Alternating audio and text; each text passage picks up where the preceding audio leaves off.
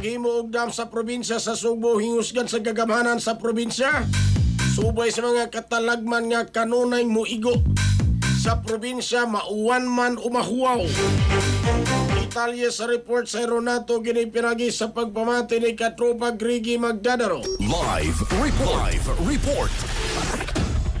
Yes, ginubli karon sa Kapitolyo ang ila karon tinguha paghimo og dam sud karon tuiga og sa musod nga duha ka mga tuig sa way usab sa mandato gikan mismo ni Governor Pamela Pambari 4 nga matud pa kinahanglan gid sila nga mag double time karabot niini gani ilang giawhag ang Department of Public Works and Highways kun DPWH sa paghimo gyud niining nasigutan nga mga dam gumikan kay gawas nga magamit kini sa panahon sa katalagman og bagyo sama niadtong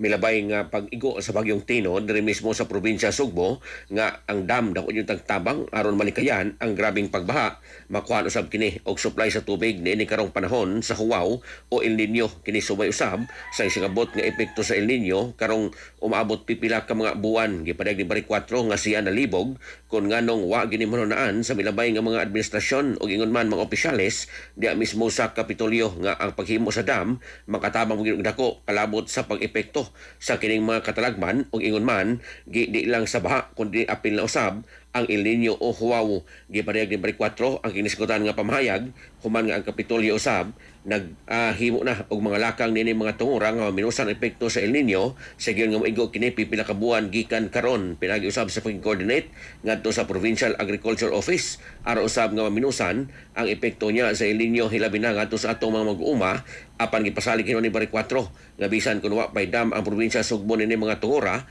aduna ra sa kuha usab og mga tubig og igong supply sa tubig kuno ganing mo grabe ang epekto sa Huaw nga mo ilang apod-apod ngadto sa mga mag-uuma nga apektado niya sa isgutan nga katalagman. Sa ato mga katropa diha nga nagkalubog og naghanap ang pananaw